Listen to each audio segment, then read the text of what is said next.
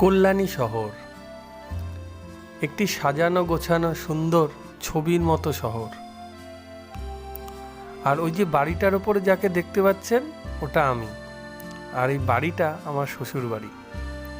সম্প্রতি 2-3 দিনের জন্য গিয়েছিলাম শ্বশুর বাড়িতে, শালাবাবুর জন্মদিন ছিল।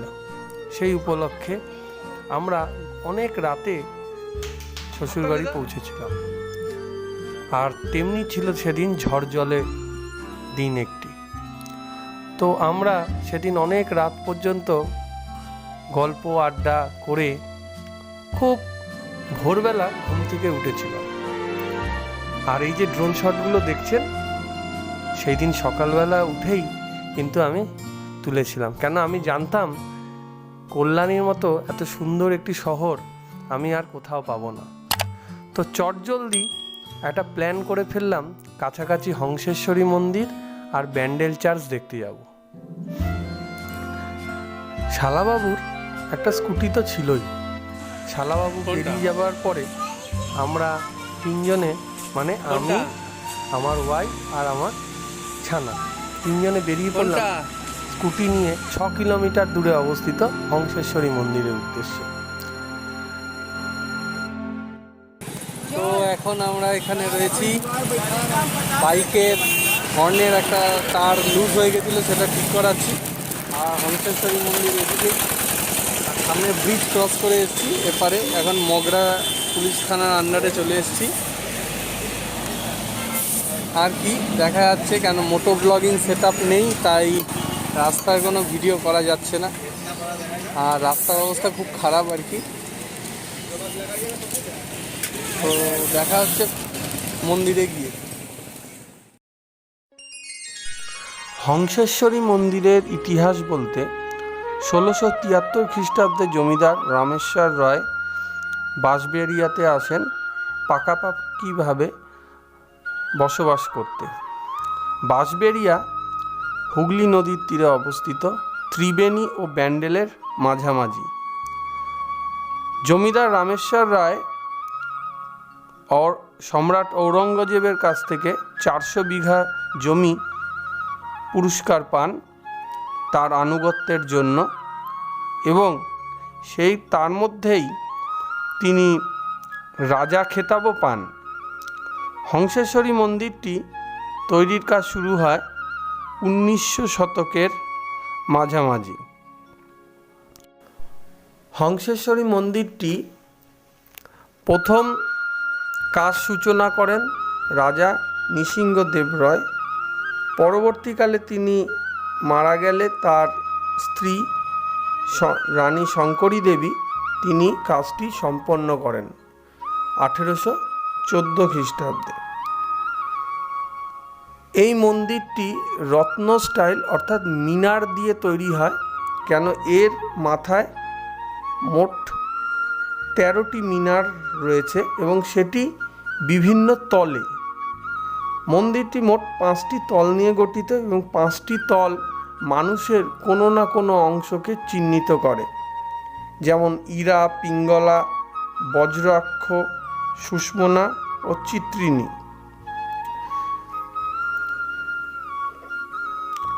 জমিদার নৃসিংহদেব রায় ছিলেন তন্ত্রভক্ত।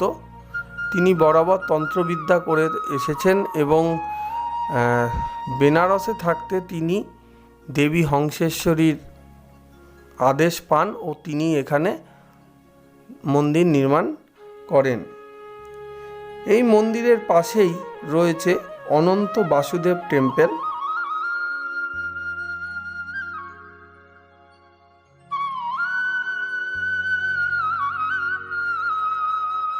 এই মন্দিরটি তৈরি করেন রাজা নৃসিংহদেব রায় 1788 সালে।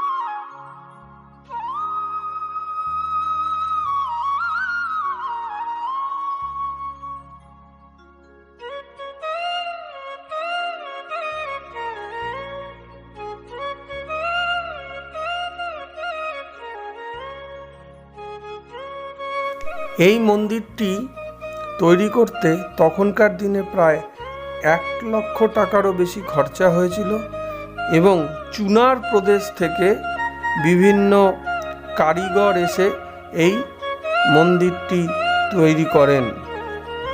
1802 সালে দুর্ভাগ্যজনকভাবে রাজা নৃসিংহদেব পরলোক গমন করেন।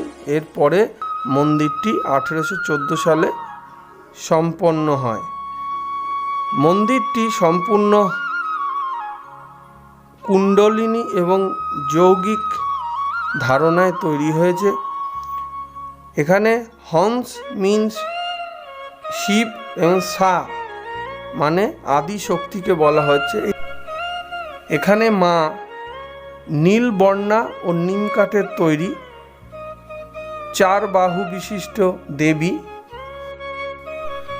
এখানে নিত্য পূজা 10টা অবধি হয় এবং পুষ্পাঞ্জলি 11টা অবধি আপনারা দিতে পারেন এবং চাইলে 35 টাকার কুপন কেটে আপনারা মায়ের অন্নভোগও গ্রহণ করতে পারেন।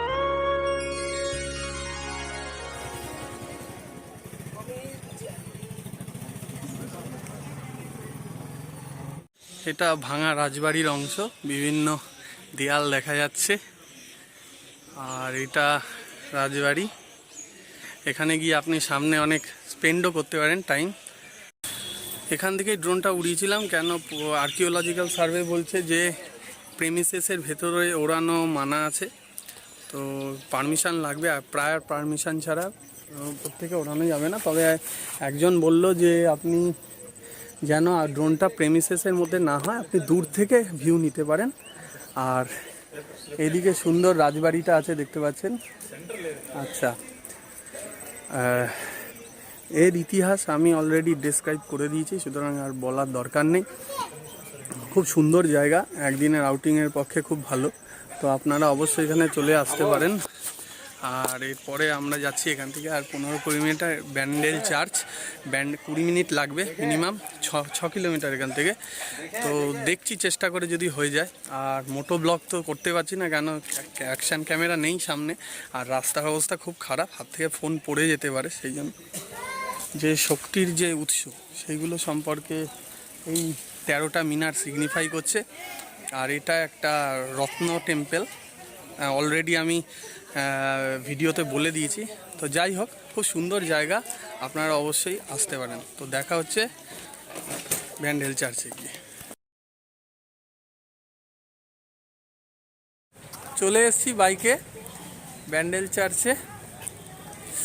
গরম লাগছে খুব, কেন মেঘাচ্ছন্ন ওয়েদার। ইয়ে থেকে আসতে, হংসেশ্বরী মন্দির থেকে এখানে আসতে লাগলো মিনিট 15। পুরো শহরের ভেতর দিয়ে, বাঁশবেড়িয়া চুচুড়ার ভেতর দিয়ে আসতে হলো। ঠিক আছে, কোনো ব্যাপার না, 15 মিনিট টাইম লাগলো। আর 4:30টায় বন্ধ হয়ে যায়। এখন বাজে হচ্ছে 1:45।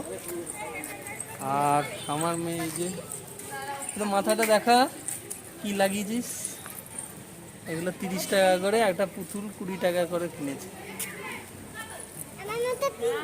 হ্যাঁ,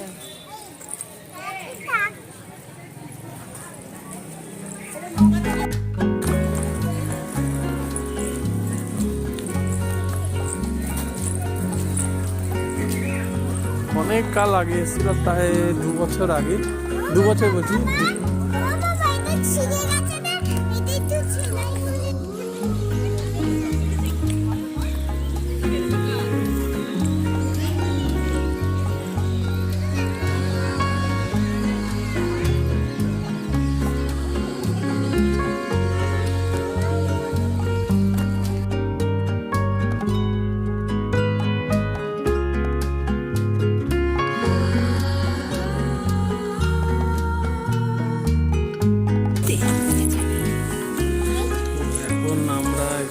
লাউঞ্জের মতো বসে আছি।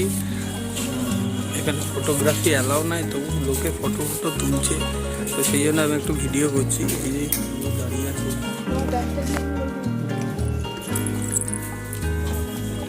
এরপরে ওপরে একটু যাব, কেন ভেতরে ভিডিওগ্রাফি অ্যালাউ নয়।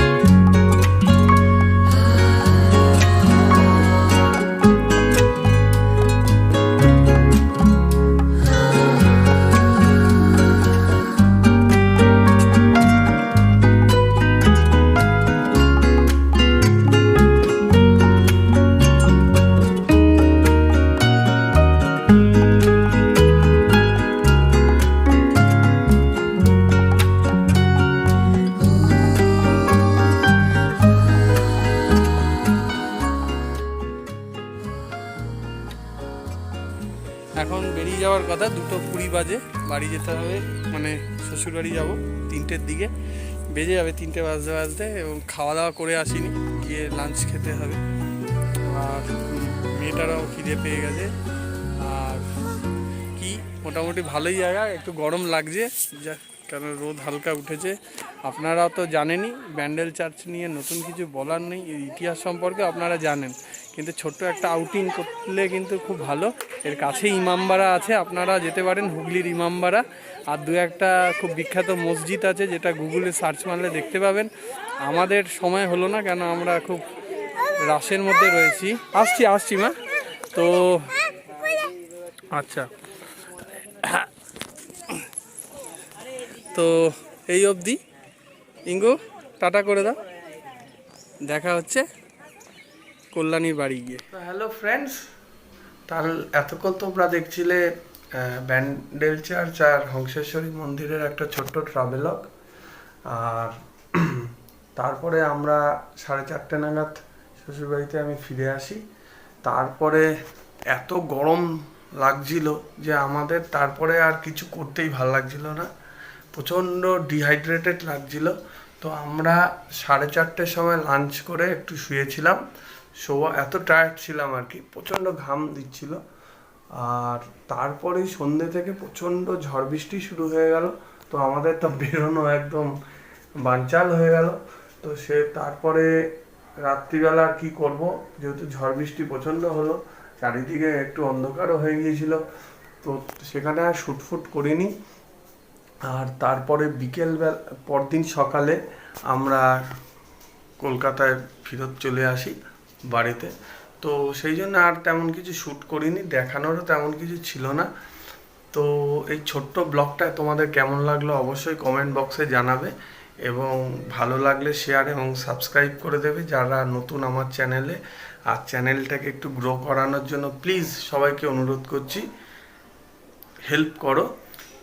আর সামনে নতুন ভালো ব্লগ আসছে, এইবার একটা মোটো ব্লগ হয়নি, সামনের বারগুলো কিন্তু সব মোটো ব্লগ হবে। ততক্ষণে টাটা, সায়োনারা, গুড বাই।